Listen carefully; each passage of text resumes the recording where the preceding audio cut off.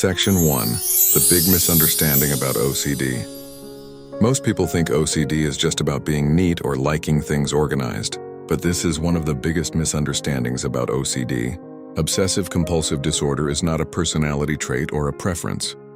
It is a serious mental health condition involving persistent, unwanted thoughts, called obsessions, that create intense anxiety. To relieve that anxiety, people with OCD feel compelled to perform repetitive behaviors or mental rituals, known as compulsions. They don't do this because they want to.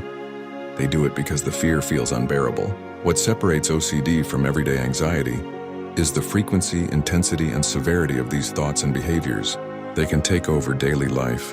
And OCD is not just about cleanliness or order. It can involve fears of making mistakes, losing control, causing harm, or having intrusive thoughts that go completely against a person's values. OCD can change over time, often persists without treatment, and is not something you can simply turn off. The good news is this: OCD is treatable, and understanding it correctly is the first step toward compassion and recovery. Section 2. What OCD really is. Obsessive Compulsive Disorder, or OCD, is a serious mental health condition, not a habit, not a quirk, and not a preference. At its core, OCD is driven by a cycle that becomes difficult to escape. It begins with obsessions, unwanted, intrusive thoughts, images, or urges that appear suddenly and feel impossible to ignore. These thoughts often involve fears of contamination, harm, making mistakes, losing control, or disturbing ideas that go completely against a person's values. These obsessions trigger intense anxiety, fear, disgust, guilt, or overwhelming distress. To relieve that anxiety, the brain pushes the person into compulsions. Compulsions are repetitive behaviors or mental rituals performed not for pleasure, but to reduce fear or prevent something terrible from happening. The relief they bring is only temporary, and the cycle quickly starts again. This is how OCD maintains its grip. Some people wash or clean repeatedly, even until their skin becomes raw because the fear of germs feels unbearable. Others check doors, stoves, or appliances over and over, driven by the fear that one small mistake could cause disaster. For some, OCD takes the form of counting, arranging, or ordering objects until things feel just right. And for many, the rituals happen entirely in the mind, silently repeating words, praying, reviewing memories, or mentally correcting thoughts to stop something bad from happening. What's important to understand is this: OCD is not about liking things neat. It is not about being organized, and it is not something a person can simply reason away. The thoughts are intrusive and unwanted. The rituals are compulsive, exhausting, and time-consuming, often taking more than an hour every day. OCD can deeply affect relationships, work, and daily life. Understanding what OCD really is helps replace judgment with empathy and misunderstanding with compassion. Section 3. The hidden core. To understand OCD, we must look beneath the surface. The hidden core of obsessive compulsive disorder is a deep intolerance of uncertainty and an intense sense of over-responsibility. The mind demands absolute certainty in a world that is naturally unpredictable. For someone with OCD, probably safe is never enough. Only 100% certainty feels acceptable, and that certainty is impossible. OCD often attacks what a person values most: their safety, morality, loved ones, or identity. The intrusive thoughts are ego-dystonic. They go against who the person truly is. A compassionate person fears harming others precisely because they care so deeply. Many compulsions are hidden, not just washing or checking, but mental rituals, constant rumination, replaying memories, silent counting or praying, and seeking reassurance again and again. Because these thoughts can be disturbing or taboo, many people feel shame and suffer in silence. At the center is a powerful cycle. An intrusive thought triggers anxiety. A compulsion brings brief relief but also strengthens the fear, keeping OCD alive. Understanding this hidden core replaces judgment with empathy. Section 4. Compulsions, the temporary relief of OCD.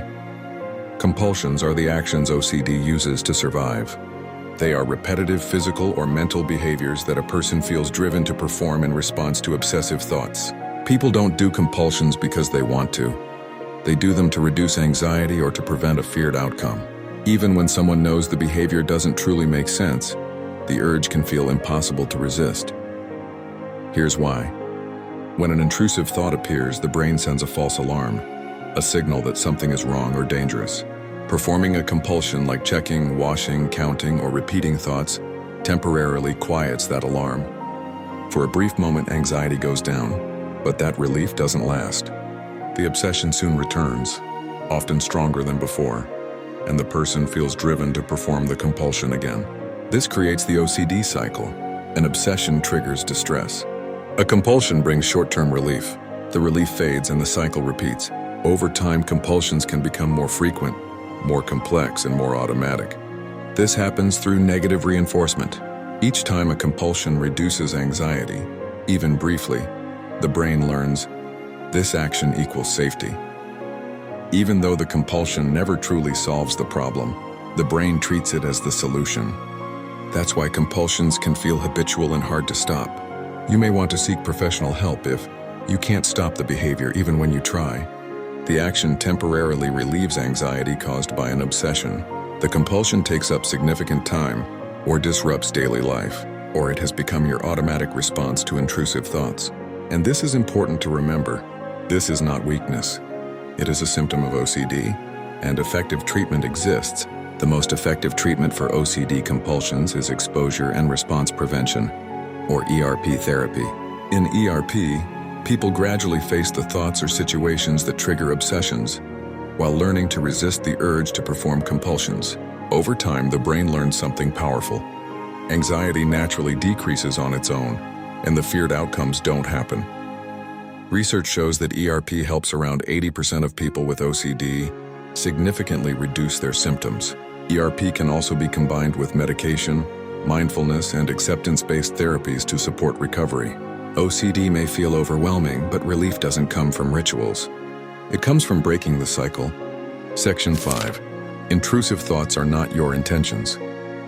One of the most misunderstood parts of OCD is intrusive thoughts. These thoughts are unwanted, distressing, and completely opposite to who the person truly is. Having a disturbing thought does not mean you want it, believe it, or will act on it. In fact, OCD targets what you care about most. A person who values safety fears harm. A moral person fears doing something wrong. A loving person fears hurting others. The fear exists because the values are strong, not because the thoughts are true. Thoughts are not actions, and thoughts are not identity. Section 6. Hope and recovery. Recovery from OCD is not only possible, it is real. One of the most effective treatments is exposure and response prevention, or ERP. It is considered the gold standard for OCD. ERP teaches people to face obsessive fears while resisting compulsions, allowing the anxiety to fade naturally over time. Cognitive behavioral therapy, when tailored for OCD, helps change unhelpful thought patterns. Medication, such as SSRIs, can also significantly reduce symptoms, especially when combined with therapy. But recovery is not just clinical, it's also human. Support systems matter. Connecting with family, friends, or OCD support communities reminds people they are not alone. Hearing others' recovery stories can bring powerful hope. It's important to have realistic expectations. Recovery doesn't always mean zero symptoms. It means gaining control, reducing the impact of OCD, and living a meaningful life, even if progress takes time. Every recovery journey is different. Some people use long-term strategies. Others find relief sooner. Both paths are valid. What matters is momentum. Small wins build confidence. Even when progress slows, each step forward counts.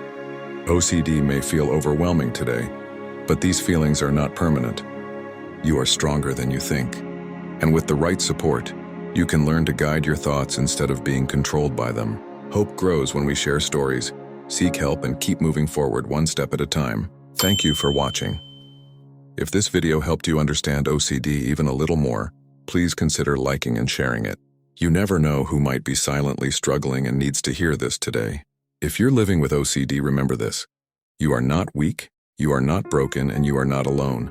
Recovery is possible and support exists. Don't miss out. Hit subscribe for more science-based, compassionate content. Only on this channel, and if you feel ready, share your story in the comments. Your voice could give someone else hope. Take care of your mind and keep going one step at a time.